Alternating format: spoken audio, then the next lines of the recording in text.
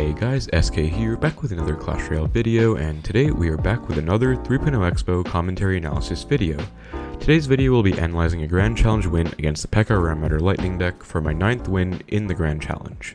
This has kind of become a series at this point, but essentially in these videos I go over one of my matches and dissect, break down and explain the matchup itself, as well as explain the plays I make and thought processes that are going on as the match progresses. I'm really grateful for all the positive feedback you guys have given me for my commentary analysis videos in the past, so thank you very much for that. I'll try to work hard and keep them coming. I do also want to say that I'm using the tap indicator that I talked about before, which shows where I'm tapping about on the screen. I think it helps when I'm trying to explain and point to different things, especially while analyzing, but let me know if you guys prefer the videos with or without it as well. So most recently I analyzed the Balloon Cycle matchup, which is just about a month ago. I also analyzed the games that were part of my 20-win challenge, a match against the Goblin Giant Sparky Miner deck, and a match against the Royal Hogs Royal Recruits deck with Barbarian Hut. I will link the Balloon Cycle video in the description if you're interested in watching that, and the other videos are all available on my channel as well. Anyways, today's video will be analyzing this P.E.K.K.A Ram Rider Lightning deck, and as you can see, the Archer Queen, one of the strongest cards in the game right now, is part of the deck too. So this is one of the best and most popular decks in the meta right now, and I would say it definitely is not an easy matchup for Xbow. This deck is more commonly run with Mega Knight as opposed to the P.E.K.K.A, and I would say that I do prefer playing against the P.E.K.K.A in this deck as the Xbow player, just because the Mega Knight can't be distracted as easily, but the matchup is still extremely similar at the end of the day.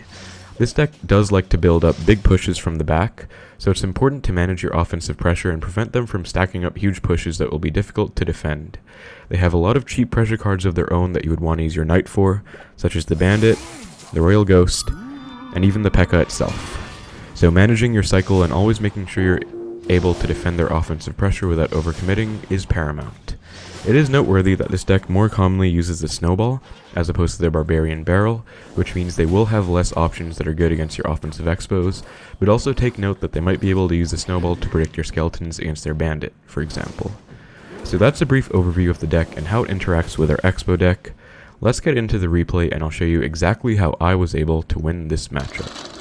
Alright, so getting into the game, and I did just want to say really quickly that I will be pausing the game from time to time just to kind of give myself some more time to explain my plays in greater detail.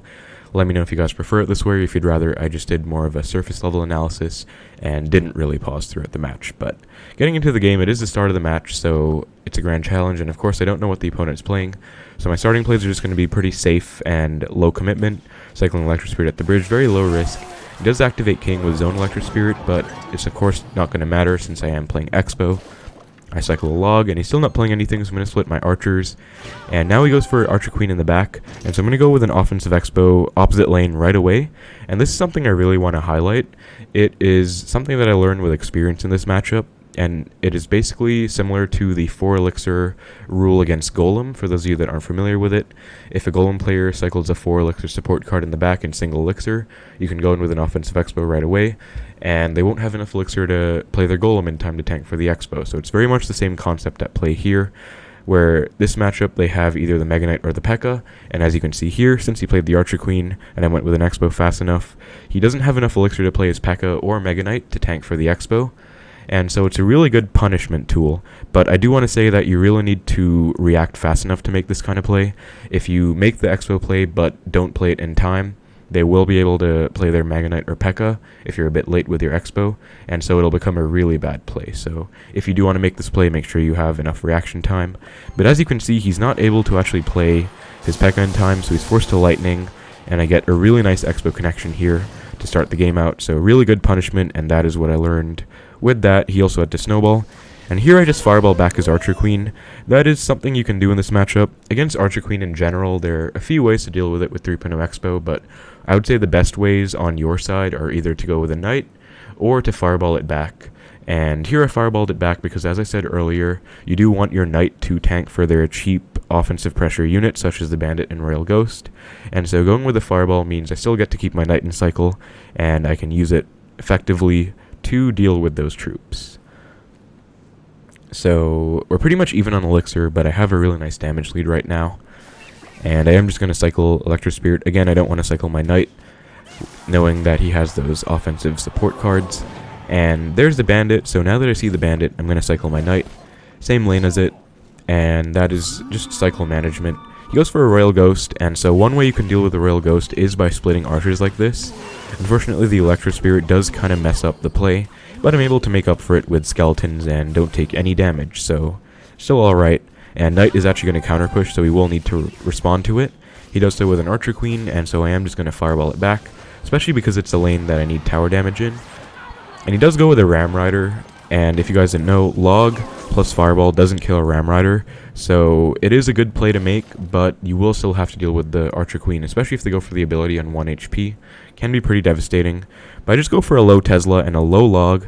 Notice that I'm not going for a Log at the bridge, instead I'm going for a lower Log. Since tower damage isn't my priority right now, my priority is to hit both the Ram Rider and the Archer Queen, and to reset the Ram Rider's charge. So that's exactly what I do. Resets the charge, and Archer Queen pops the ability.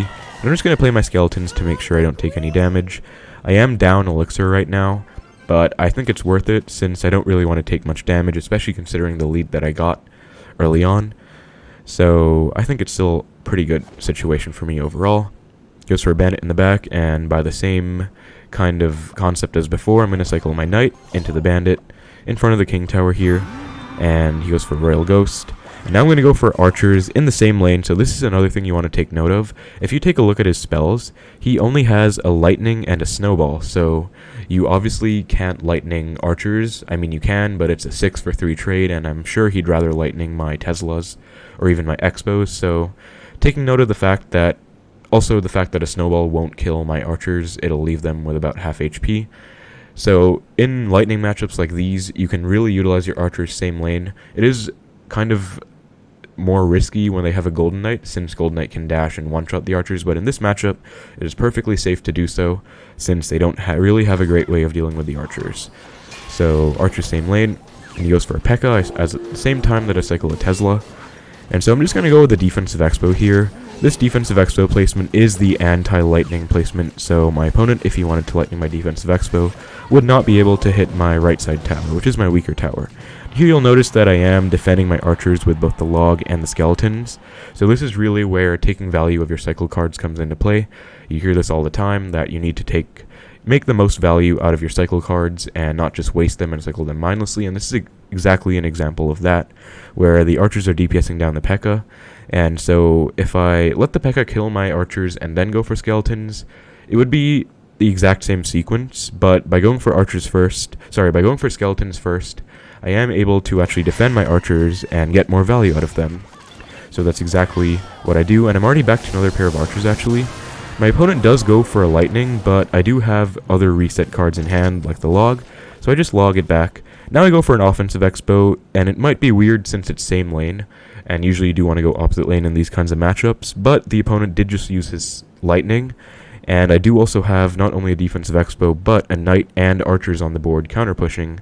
So this is going to be a really threatening offensive Xbow, and so my opponent's forced to play a low P.E.K.K.A, since a high P.E.K.K.A would just get completely shredded, and he goes for a Ghost as well.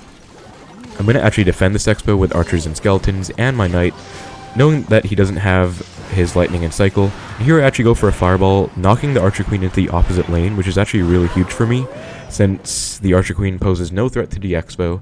The Xbow is actually really good against the Archer Queen if it's at a long range, since if it's targeting the Archer Queen, they can't really do anything about it except for waste the ability. And if they do waste the ability when it's not on my side of the board, it's not going to be a big threat to me at all. So that's just one case of where Xbows can be really great against Archer Queens, especially defensive Xbows. But here my opponent goes for a Bandit, and it does dash, and unfortunately for him, the Bandit glitch is still active, which means that my Xbow does retarget from the Bandit onto the opponent's tower, and so I get an even bigger damage lead. Now I'm just going to cycle another Tesla, since I think he's going to go in. If I just go for an Xbow here, he could just go for a P.E.K.K.A and get a big counter push, so it's a safer play to just Tesla.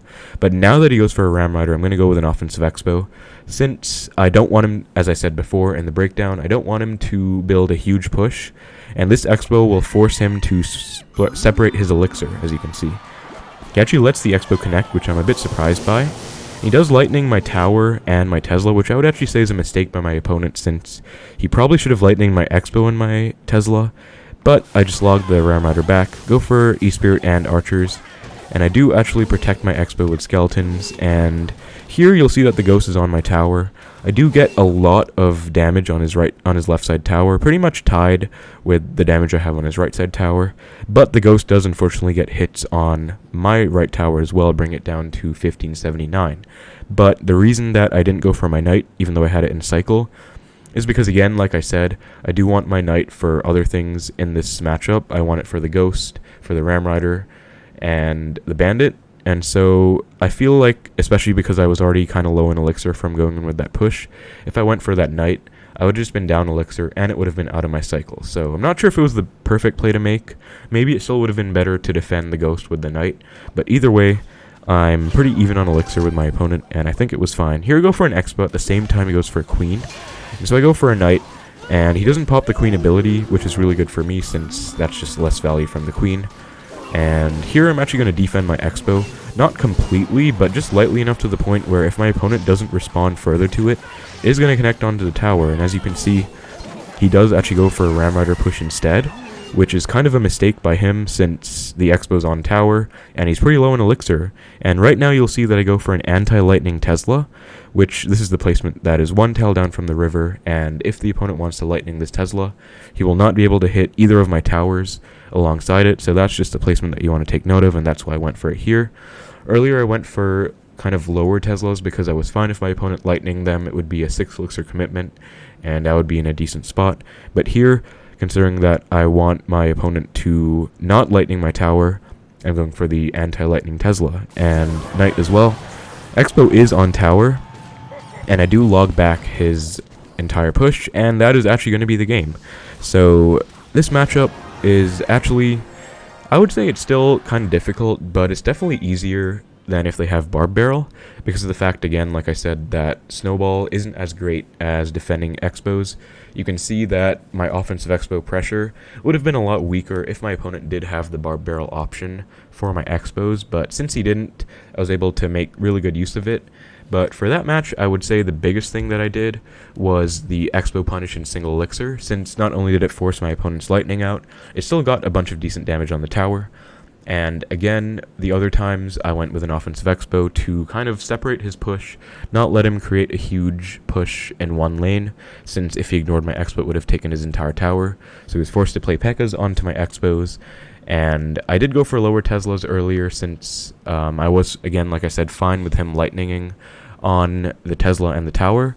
But later on, at the very end, I did go for an anti-lightning Tesla, since I didn't want my opponent to lightning my tower, since I was pretty low in elixir, and I did still have my Xbow on the field. But another thing to take note of in that matchup, like I said, is the archers in the same lane. Since they have the lightning and snowball, no arrows, no fireball, or anything that gets value on the archers like a poison, so cycling archers in the same lane is perfectly fine there. And so those are just a few of my takeaways from this matchup. It is a really popular deck, again, like I said, so I hope I was able to help you guys kind of break it down and analyze it, and it is still here to stay for at least one more meta, since, if you guys didn't know, balance changes were announced to be brought down to every 2 months now instead of every 3 months as it is now. So the next set of balance changes will be sometime in February, I believe, but we are still in Season 31 of the new year, and so this meta is here to stay for at least one more meta, so I'm expecting this deck to be pretty popular, either with the Mega Knight or the P.E.K.K.A. And so I hope this was able to give you kind of a decent enough blueprint on how I played the match at a pretty decent spot, 9 wins in a grand challenge. Not just a casual match, but a pretty decent match overall. But thank you very much for watching. Hope you guys enjoyed the video. Take care, and I will see you in the next video.